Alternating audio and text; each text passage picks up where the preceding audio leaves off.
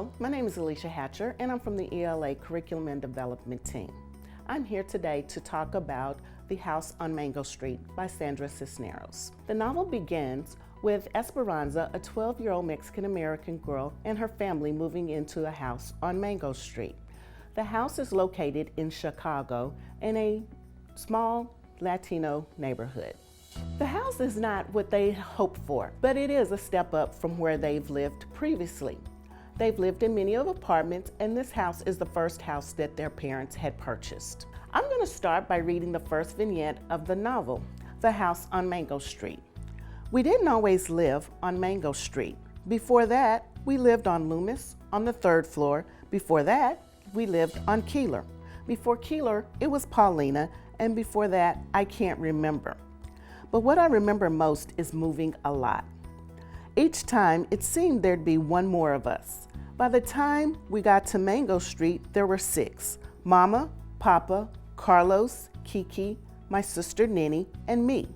The house on Mango Street is ours, and we don't have to pay rent to anybody or have to share the yard with the people downstairs or be careful not to make too much noise.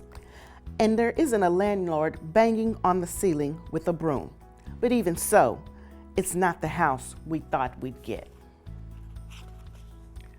We had to leave the flat on Loomis quick.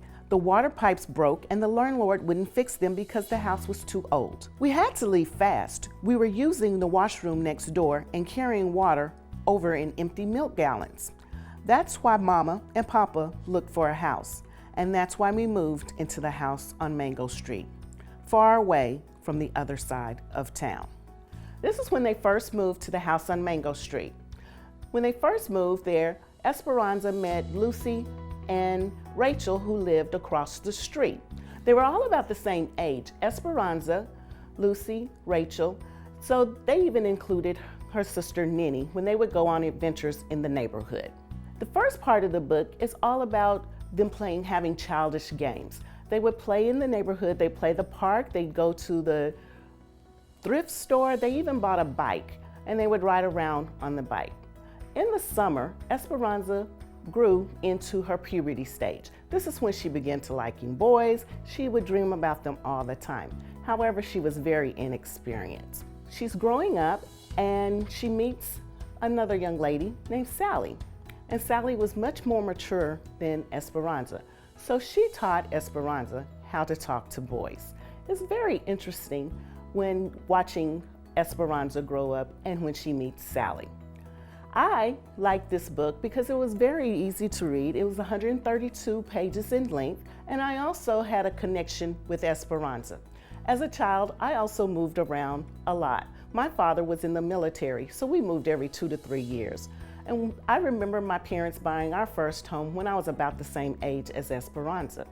I would go around and meet many of the other kids that lived in the neighborhood. We would have all kinds of adventures around the neighborhood. We'd go to visit other people. There was a thrift store and also a candy store down the street. I hope you've enjoyed this book talk today, and I truly recommend you reading The House on Mango Street by Sandra Cisneros. The book is relatable, it stands the test of time, and these are experiences that we've all had growing up. If this is not the book for you, please stay tuned. There's many more book talks to come.